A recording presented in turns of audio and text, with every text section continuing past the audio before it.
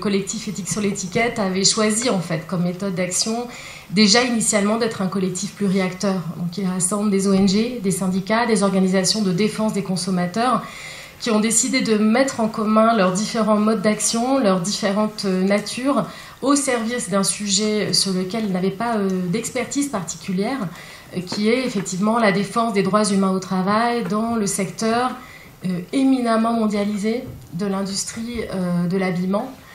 Et ce secteur, donc c'est un collectif qui s'est créé déjà en 1995. Et c'est vrai qu'à l'époque, le collectif avait déjà choisi effectivement d'interpeller directement l'acteur économique. Et c'était assez novateur à l'époque, c'est-à-dire que donc moi j'ai avant travaillé au CCFD, dans d'autres ONG, autant que l'interlocuteur soit la puissance publique, c'est assez naturel. On croit effectivement beaucoup à la puissance de la régulation publique.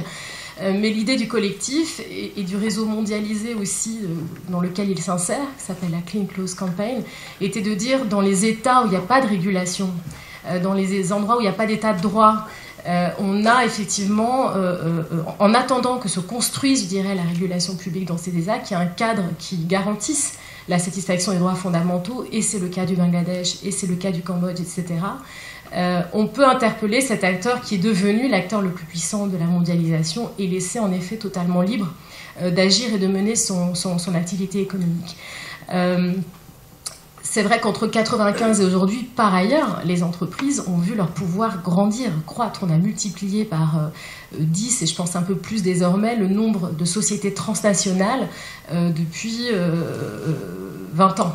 En 30 ans, on est passé de 3000 sociétés transnationales à 30 000. Ça, c'est les chiffres de 2017. C'est absolument considérable. Et donc, ce poids de l'activité économique et des sociétés transnationales dans la vie et dans l'organisation de la mondialisation a justifié aussi que de plus en plus d'ONG, d'organisations décident de s'attaquer à cet acteur surpuissant, soit en l'interpellant directement, ce qui avait été le choix initial d'Éthique sur l'étiquette, et tout en, je dirais même, continuant à essayer de construire de la norme, puisqu'aujourd'hui on voit bien que l'autorégulation, la responsabilité sociale des entreprises n'a pas porté ses fruits, n'est pas suffisante dans un monde guidé par le profit, je dirais, quels qu'en soient les coûts.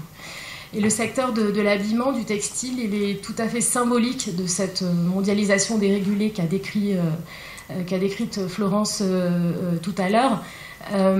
C'est vrai que il est emblématique du choix qu'ont fait ces sociétés transnationales de conserver sur leur sol finalement la partie à plus forte valeur ajoutée de la chaîne de valeur, la conception, le marketing, la communication, etc. Et de sous-traiter la partie à plus faible valeur ajoutée, aussi sans valeur ajoutée pour les pays en question, qu'on a spécialisés à la faveur d'accords commerciaux internationaux dans des économies peu formatrices, qui créent peu de retours pour les travailleurs en question. Et en même temps qu'elles sous-traitaient cette production, elles ont sous-traité et externalisé les risques.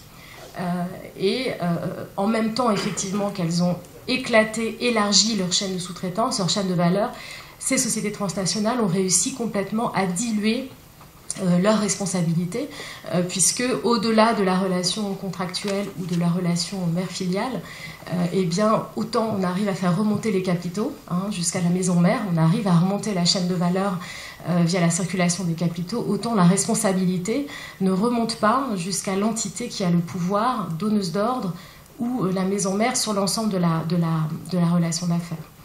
Alors oui, je vais illustrer la façon dont on a souhaité collectivement s'attaquer à cette question de l'impunité.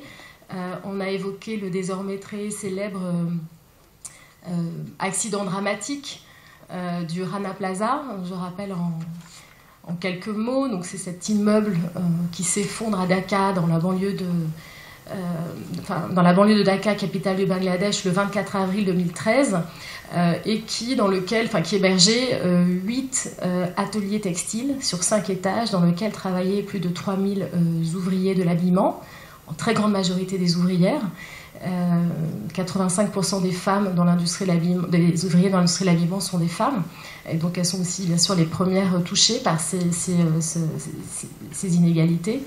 Très rapidement, des journalistes locaux puis internationaux ont documenté le fait que dans ces usines était sous-traitée une partie de production de grandes marques d'habillement, grandes en volume, grandes par leur présence internationale, comme Benetton, C&A, Primark, qui émergeait juste sur le marché français d'ailleurs à l'époque, et qui est devenu un mastodonte depuis, et puis d'autres marques, Camaïeu et Auchan pour les marques françaises. Et c'est vrai que le Rana Plaza, par l'ampleur du désastre, il reste aujourd'hui le plus grave accident de l'industrie d'habillement au monde, donc 1138 morts, plus de 2000 blessés, très nombreuses personnes qui n'ont plus d'activité, source de revenus qui leur permet de vivre et de faire vivre leur famille. L'ampleur du désastre, le fait que rapidement on y trouve des marques aussi connues, alors même qu'émergeait, qui était vraiment renforcé un discours sur les engagements de responsabilité sociale, sur les codes de conduite, sur l'éthique. Ces deux éléments ont vraiment été la combinaison de cet émoi international qui nous a permis, je dirais, d'avancer d'un pas dans la construction d'une législation que l'on avait décidé de mener au niveau français pour mettre un terme à l'impunité des multinationales.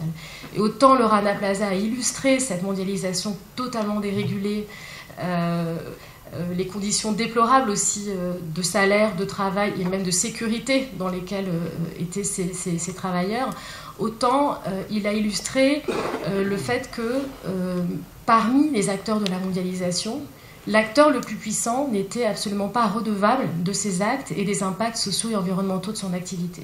C'est-à-dire qu'il nous a fallu collectivement 2 ans de campagne pour arriver à contraindre les entreprises à contribuer à un fonds d'indemnisation des victimes et par ailleurs à signer un accord qui les contraindrait à créer une inspection du travail indépendante qui au moins sécuriserait les usines dans lesquelles elles produisent.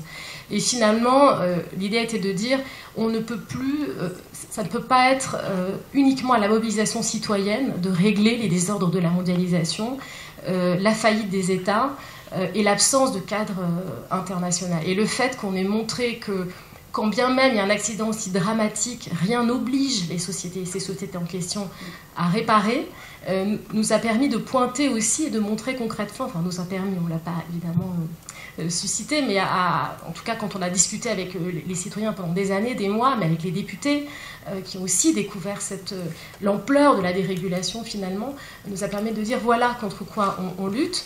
L'idée n'est pas, quand on parle d'impunité, ça fait très peur, de punir systématiquement, mais en introduisant une brèche à l'impunité, une possibilité de sanction, d'éviter les risques et les futurs drames que nos ONG, on parlait de documentation, que nos ONG documentent depuis des décennies finalement.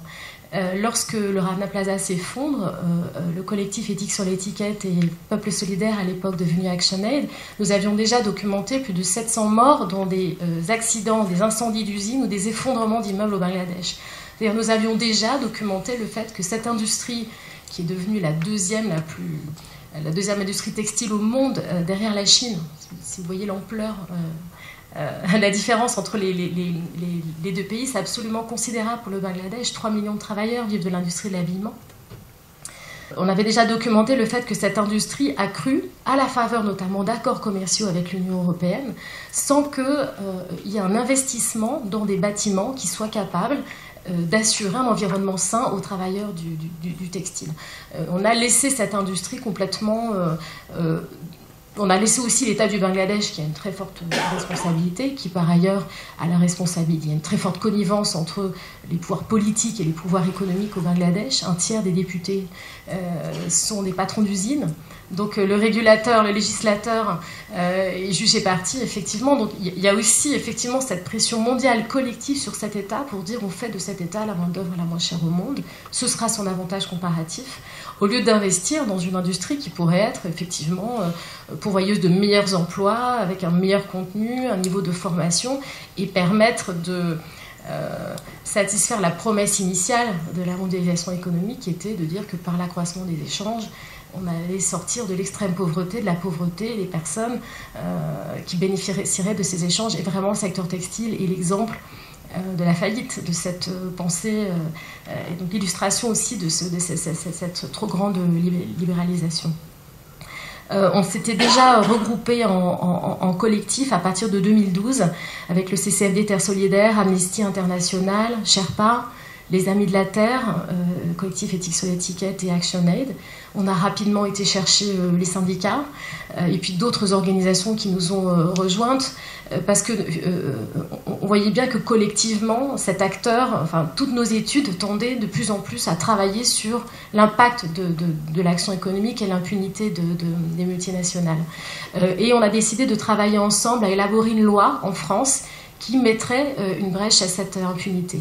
Alors, ce qui nous a permis en fait d'avancer, c'est le cadre onusien finalement, puisqu'en 2011, le Conseil des droits de l'homme des Nations Unies a adopté un texte qui a été assez important pour nous. Il est loin d'être parfait, il est comme tout texte quasiment issu du processus onusien, non contraignant, non assorti d'un système de sanctions, mais c'est un texte qui a été très important.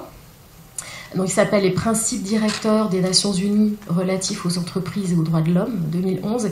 Et c'est le premier texte qui dit au niveau international, alors bien sûr, on avait déjà entériné le fait que l'entreprise a une activité économique et qu'elle peut être un acteur économique important.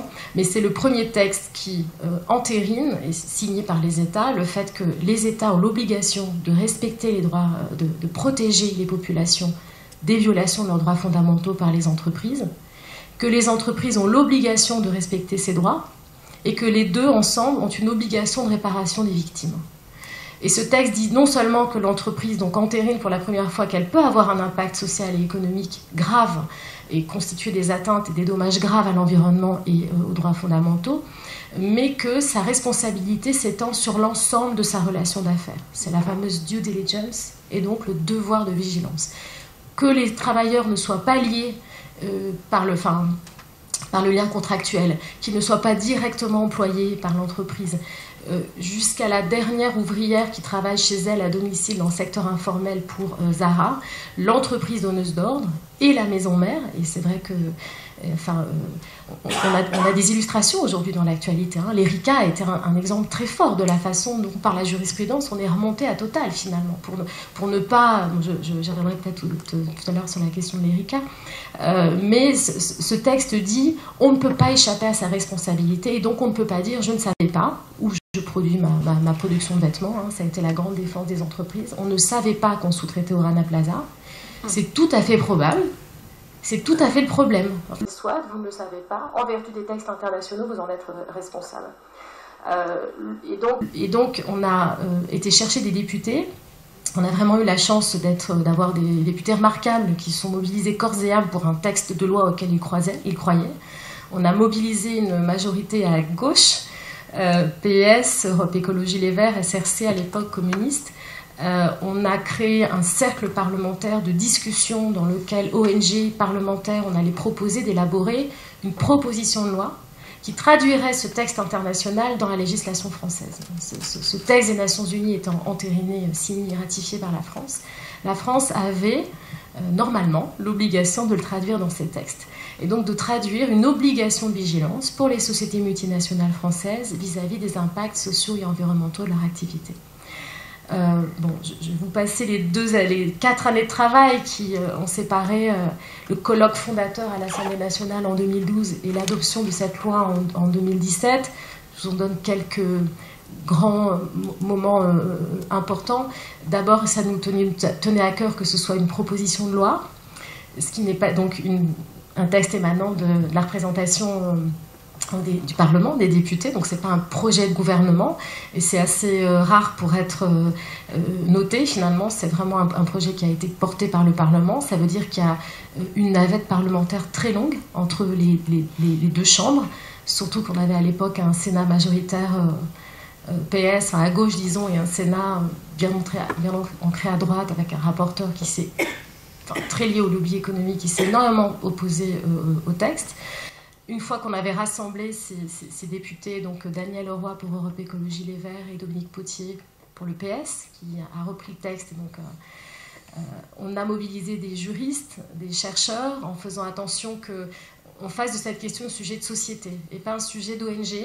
Et on a réussi à trouver, et je pense qu'il y avait déjà une réflexion aussi chez des juristes qui pensaient qu'en effet, il y avait un tel retard entre la réalité économique, la réalité de la structure des entreprises éclatées en transnationales, éclatées en holding, en chaîne de sous-traitance, qui n'était pas alors un objet de droit. On ne savait pas l'appréhender en fait. On savait appréhender le siège social et le rendre responsable de ses propres salariés, mais on ne savait pas appréhender en droit une société éclatée.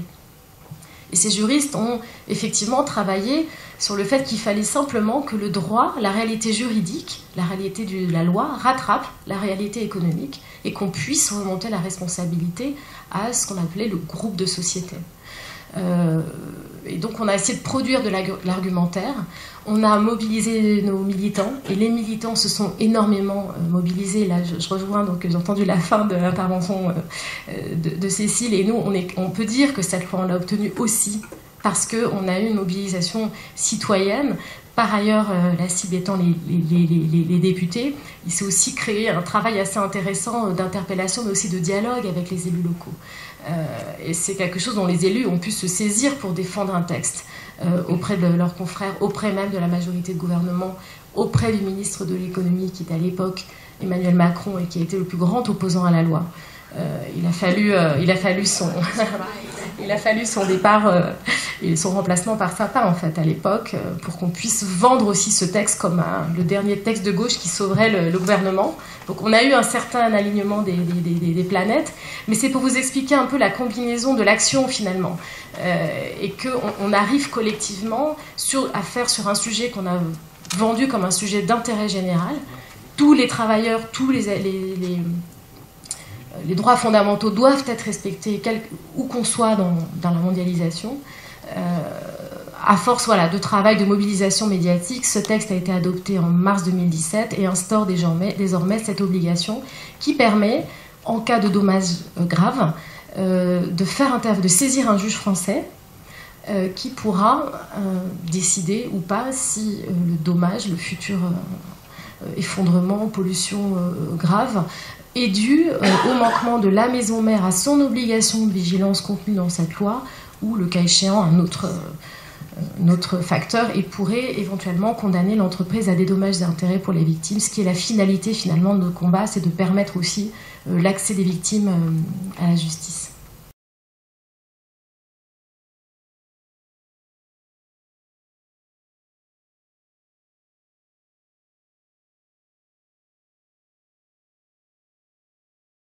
Il y a eu déjà deux ans déjà. D'accord, donc il y a déjà des plans. On sait qu'il y a eu une évaluation faite, entre autres par le collectif Éthique sur l'étiquette et par d'autres associations. Donc, si tu peux en dire deux mots. Et puis du projet de traité à l'ONU sur les multinationales. Donc on est parti d'une loi française parce qu'on s'est dit qu'il fallait commencer quelque part, mais effectivement le niveau pertinent de régulation, c'est le niveau européen et encore mieux le niveau international. Sauf que l'idée bien sûr est qu'on aboutit désormais à une directive européenne. Je vais venir après sur le niveau onusien, mais on sait aussi, on nous a beaucoup questionné sur pourquoi ne prendre que le prisme français, que le niveau français, mais on sait aussi le temps de la construction, la loi, la régulation au niveau européen, et que l'Europe n'est pas une instance abstraite, elle est constituée de pays, et il faut aussi le courage, je dirais, politique, d'États forts, politiquement, économiquement, et c'était le cas de la France. La France héberge un tiers des plus grandes multinationales européennes, donc elle avait une responsabilité première à être un État pionnier dans la régulation pour emmener avec elle d'autres États européens. Donc ce mouvement est enclenché. La loi et même, je dirais, la coalition assez inédite, députés, société civile, chercheurs, juristes, etc., a permis de créer d'autres coalitions dans d'autres pays européens. Donc on s'est beaucoup baladé. Les députés se sont beaucoup baladés pour raconter cette expérience française. Il y a une dizaine de textes similaires ou moins ambitieux, mais en préparation en Europe. Et un gros mouvement qui se prépare, enfin un gros mouvement, en tout cas un mouvement aussi auprès du Parlement, au niveau du Parlement européen, avec quelques députés européens, pour certains issus d'ailleurs des organisations, qui sont d'accord pour essayer de travailler un texte. C'est aussi un travail qu'on avait fait à l'époque avec un mécanisme européen qui s'appelait le carton vert, qu'on avait tenté de mobiliser. Et surtout, depuis 2014, se discute au niveau des Nations Unies, dans le cadre du Conseil des droits de l'homme à nouveau, un texte qui s'appelle un traité, qui donc le traité dans le système onusien est un instrument contraignant, sur les multinationales et les droits humains, dont la première proposition de texte il y a 2 ans s'est inspirée du texte français. Donc c'est aussi une loi qui a essaimé, elle n'est évidemment pas parfaite, elle n'était pas la loi telle que les ONG l'avaient rêvée, mais elle est un exemple de ce que peut produire l'État comme régulation et d'une réponse à, encore une fois, cette impunité qui rend tout puissante aujourd'hui, rend tout puissant les acteurs économiques. Donc voilà, ce texte onusien est discuté pendant une semaine chaque mois d'octobre. Chaque mois d'octobre, on se répartit pour aller assister au débat, tenter aussi de donner plus de voix que les entreprises multinationales qui continuent à s'opposer à ce type de régulation. Donc on agit aussi au niveau international et on engage la France à conserver son rôle pionnier et à amener l'Europe vers un soutien et un projet ambitieux pour ce projet de texte qui, s'il existe un jour, ne sera utile que s'il instaure une réelle obligation de vigilance, instaure un réel système de sanctions pour toutes les sociétés transnationales partout dans le monde. Alors, en 2 mots, du coup, la loi devoir de vigilance française, c'est un texte très court, vous pouvez la trouver facilement en ligne ou sur le site web de beaucoup de nos organisations. Ce sont 2 paragraphes inscrits dans le Code du commerce.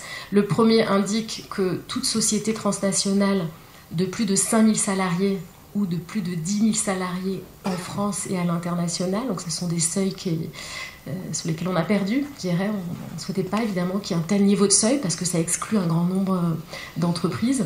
Ce serait plus pertinent de parler de chiffre d'affaires ou même de secteur. 1/3 des violations des droits humains sont créées par l'industrie extractive. Que certaines entreprises de l'industrie extractive soient exclues de cette loi, c'est tout à fait dommage.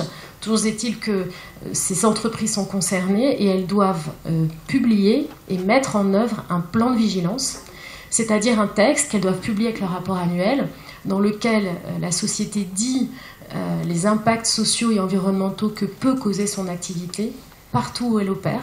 Donc une banque, effectivement, n'aura pas potentiellement les mêmes impacts qu'une industrie de l'habillement, qu'une entreprise de l'habillement, une entreprise de l'informatique ou de l'industrie extractive.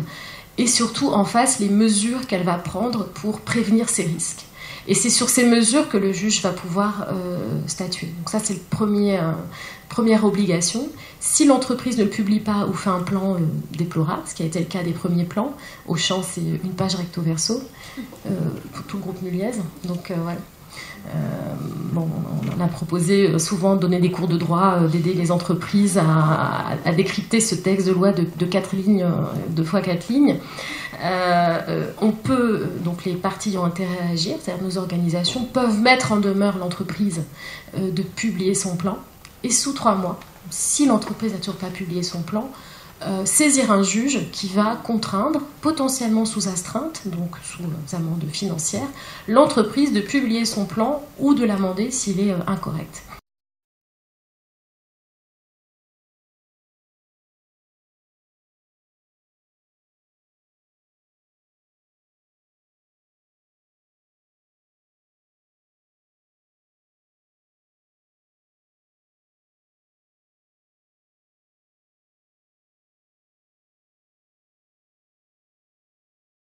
Et le deuxième paragraphe, qui est un peu le paragraphe révolutionnaire, c'est que le texte dit qu'en cas d'atteinte grave, donc l'atteinte grave aux droits fondamentaux ou à l'environnement sont définis par les textes internationaux, le juge pourra engager la responsabilité de la maison mère pour manquement à son obligation de vigilance.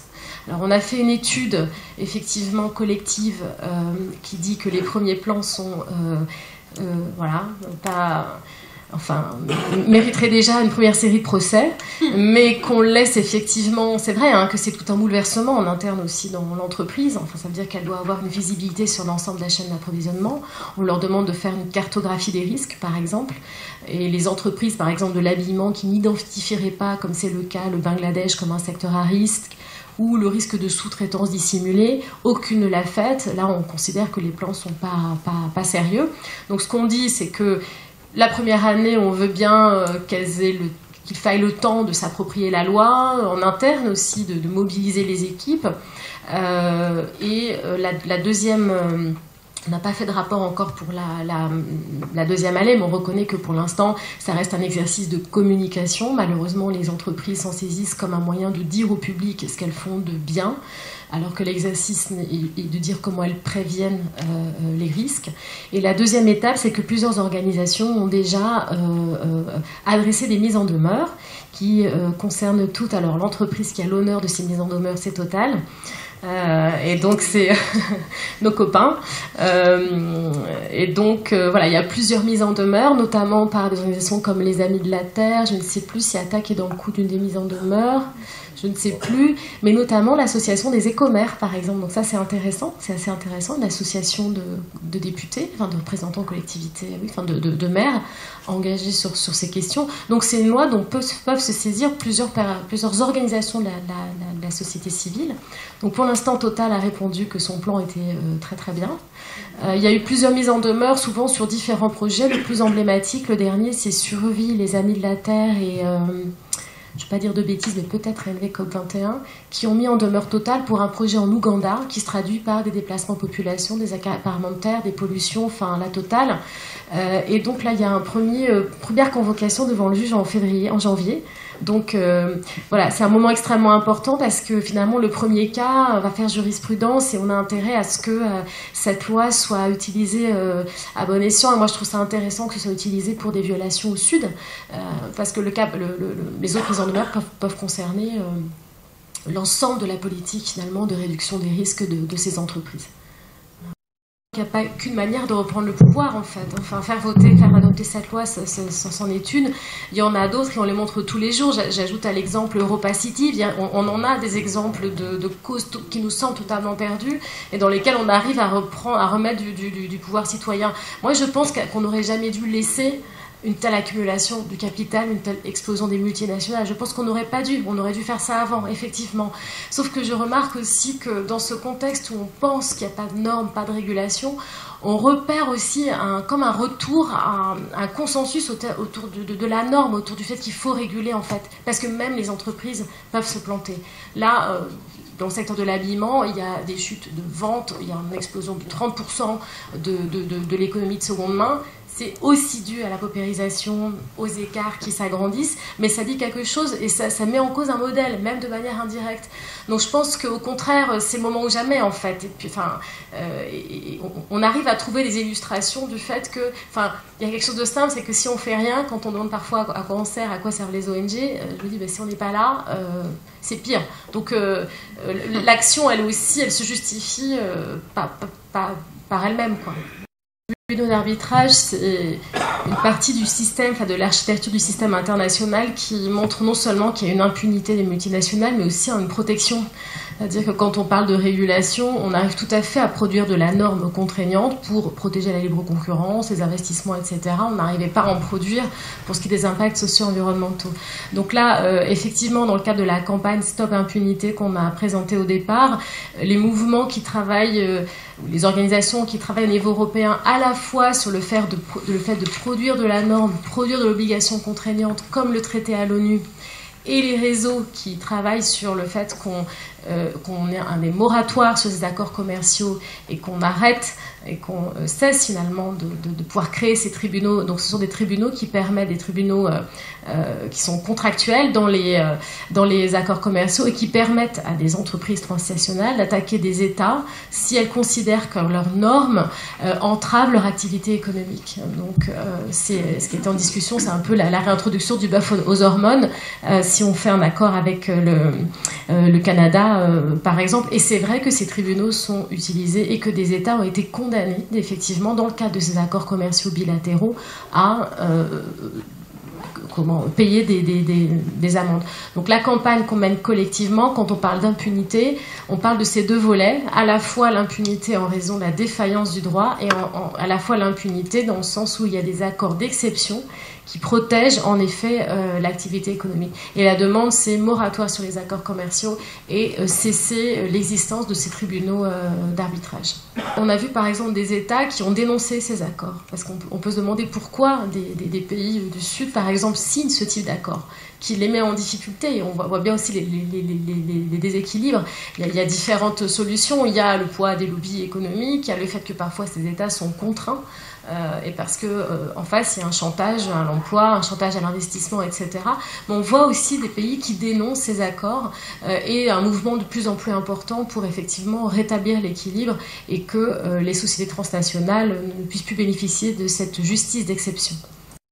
Nous, l'approche qu'on est de plus en plus nombreux à prendre, c'est plutôt d'essayer de décomposer de manière économique la valeur d'un vêtement, et on va de plus en plus vers la redistribution de la valeur, vers l'illustration du modèle économique et donc de ses impacts. Mais je pense que c'est important aussi, c'est le rôle aussi de l'État de renvoyer aux entreprises la responsabilité de documenter les pseudo-impacts négatifs qui ne sont pas une réalité finalement.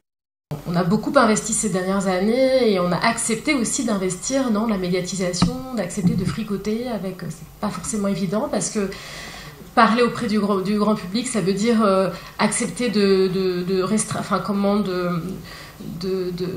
rétrécir des messages, ça veut dire accepter, oui, de fricoter avec... Enfin, on se pose des questions. Quand on est invité sur France 2, sur TF1, qu'est-ce qu'on fait? On se pose des questions, de répondre à... Voilà.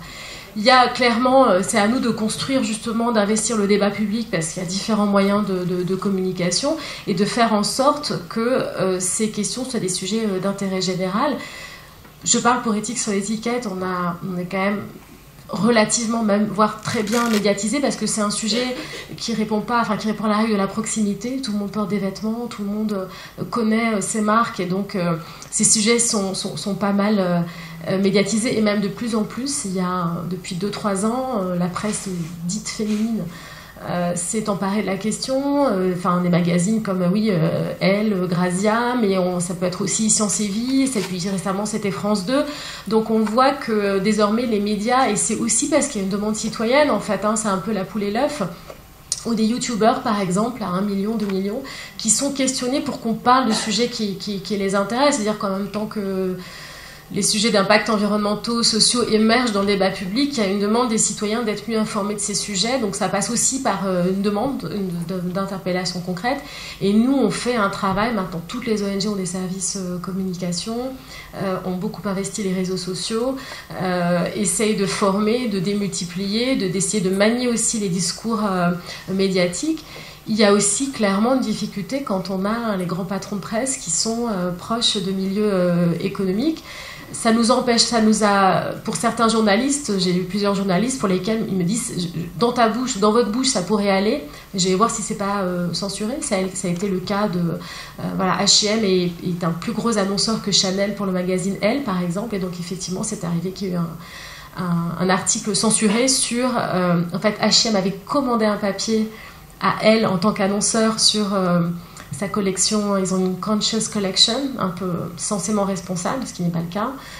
Et en fait, le journaliste, en creusant, n'a pas pu se résoudre au mot d'ordre de la marque qui était de faire de la pub. Il a plutôt creusé, donc il se trouve que l'article a été censuré. C'est pas si fréquent, mais on investit aussi d'autres canaux de communication. En tout cas, c'est un boulot assez important dans les organes. Merci beaucoup. À plus.